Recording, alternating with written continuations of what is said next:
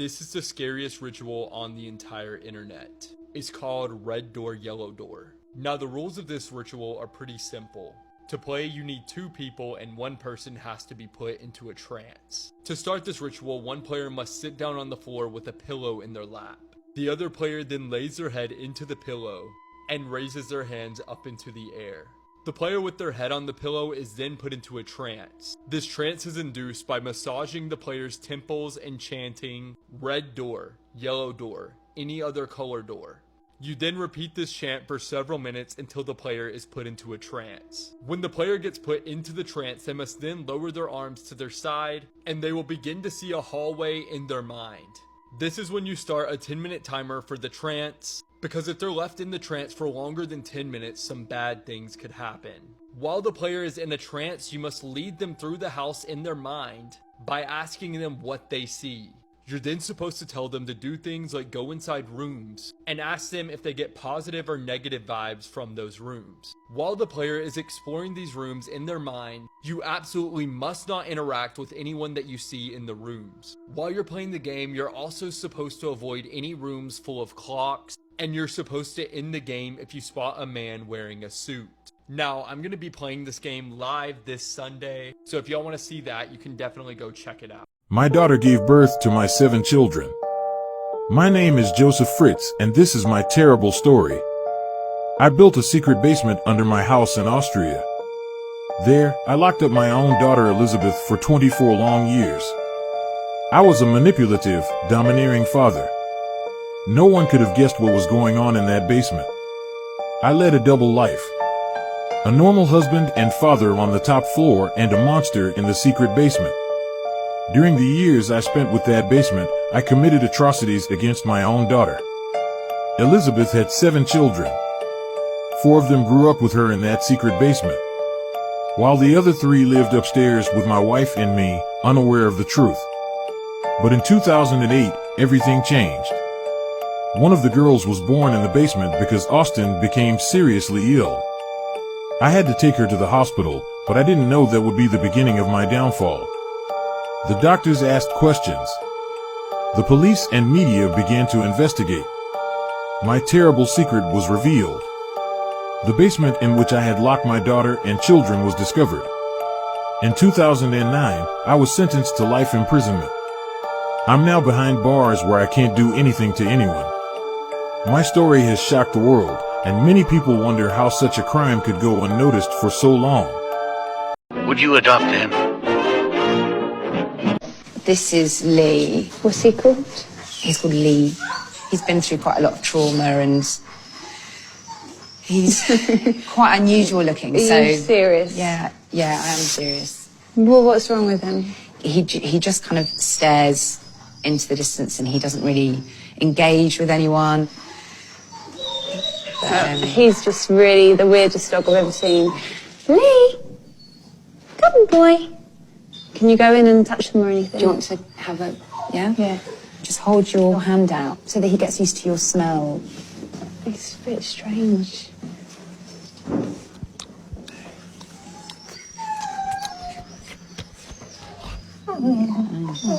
It's all right. It's okay, boy. He just seems weird, like he shouldn't actually be here at all. No, I think you're right. Well, I don't think he will be here for much longer. Better off dead, aren't you? You know, it's like everyone has a picture in their head of the kind of dog that they want to have. He just doesn't seem right. Or if you know of anyone who's looking for a challenge. No. He's borderline creepy. He could live really well with, you know, a celebrity. Yeah.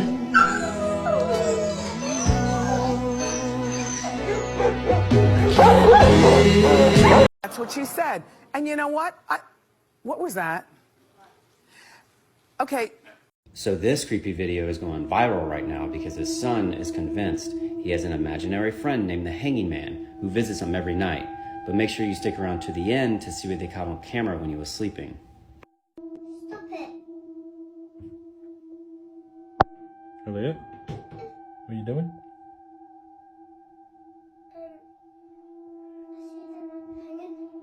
Oh, really? Right. He's crying, and I keep saying stop it. Is he crying? Yeah. So this is the photo of the hanging man he's seen in the corner of his room. I'm going to ask him to draw it again when I've rubbed it completely off. Elliot, can you draw the hanging man for me like you did before? No, because you'll tell me off at night.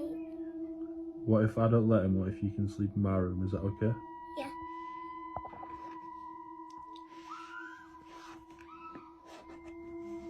Right, so what's these on his face? Tears. What's this? Straight. Oh, okay. Does he cry quite a lot? Yeah, because he's got hair fever up there and he's up there Okay. in the corner. Okay, thank you. But he annoys me at the night because he keeps saying he always bangs on you just... Okay, thank you. Stop it. He's scared of me.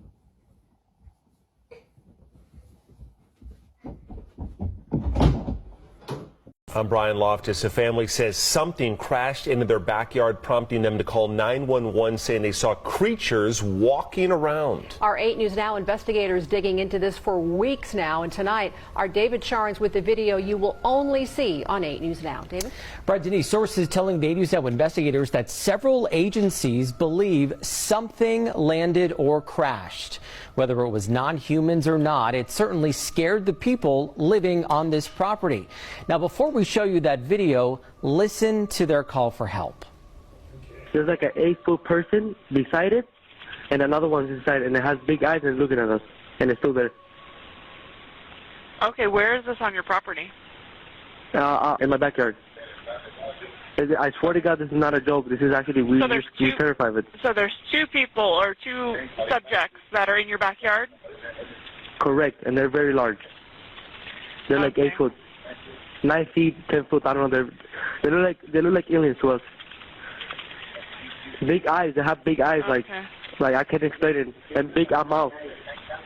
They're shiny eyes, and they're not human. They're 100% they're not human. Okay. Well, the 8 News Now investigators obtaining video as officers then responded to the call you just heard.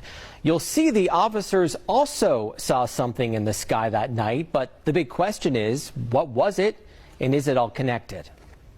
Leave her alone. It's almost midnight on May 1st when a Las Vegas Metro Police officer's body cam catches this, something flashing low in the sky. 911 emergency. Minutes later, there's like an 8-foot person beside it, and another one's inside, and it has big eyes and looking at us, and it's still there.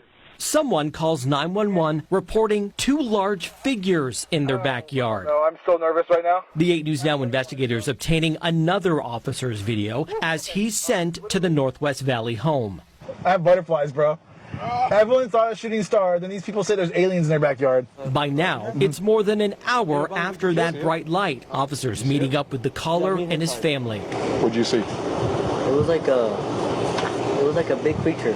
A big creature? Yeah, like around 10 feet tall. I'm not going to BS you guys. One of my partners said they saw something fall out of the sky too, so that's why I'm kind of curious. Did you see anything land in your backyard? Or they see like a big, that's what they say. They see like a big something with light. What I saw right now, I do believe in it. Police walk into the backyard to investigate, but Metro blacked out that part of the video because it's considered private property. What's clear, they're taking this call seriously. Hey, this might sound like a really dumb question, but did you guys see anything fall out of the sky? Asking others what they saw.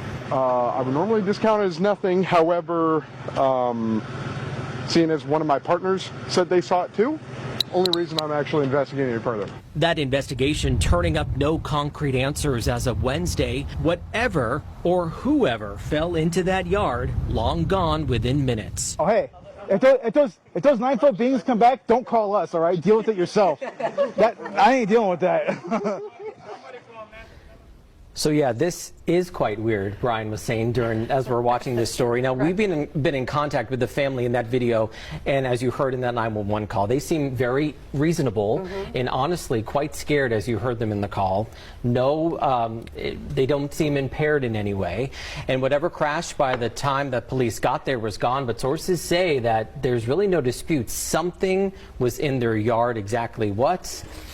We do not know. I mean, it's so interesting. So, like, the Metro officer sees something, the neighbor sees something. I mean, so what could it be? Well, we know that there are obviously a lot of military bases around this area. George Knapp covers a lot of that stuff for us on the 80s Now Investigators. We're showing you drone video from above that area. And we know, of course, Creech not far away, Nellis Air Force Base not far. I checked in with them. They say they are not involved at all, and we are waiting to hear from the Pentagon as well. And you talked to these people. It seemed completely legitimate to you. And do you have any personal thoughts on maybe what it was? Right. So it seems from talking to our sources that something happened. There was obviously some flash in the sky. A lot of people saw it that night on the night of April 30th, early in the morning on May 1st. Did that exact thing land in their yard? I don't know. But these people said they saw some SUV circling the area. Could this have been some piece of equipment that malfunctioned?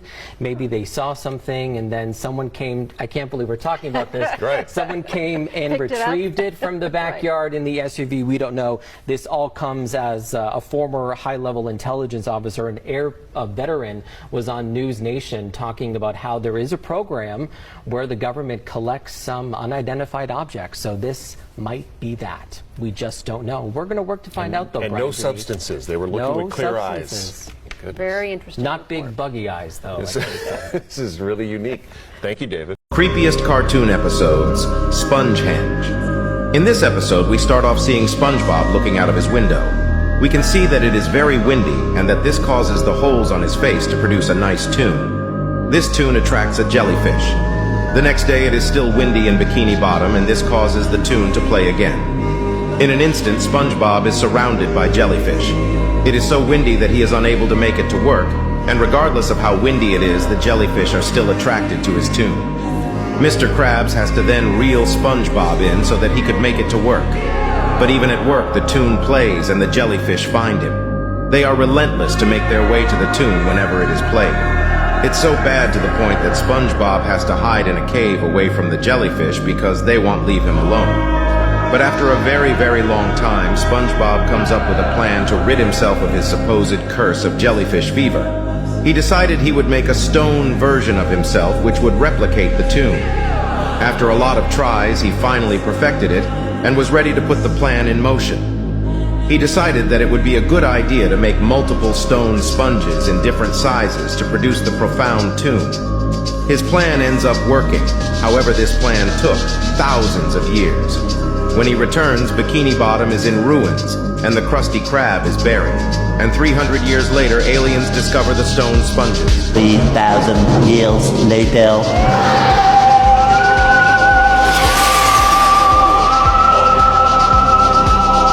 To this day, no one knows why these mysterious statues were created or by whom.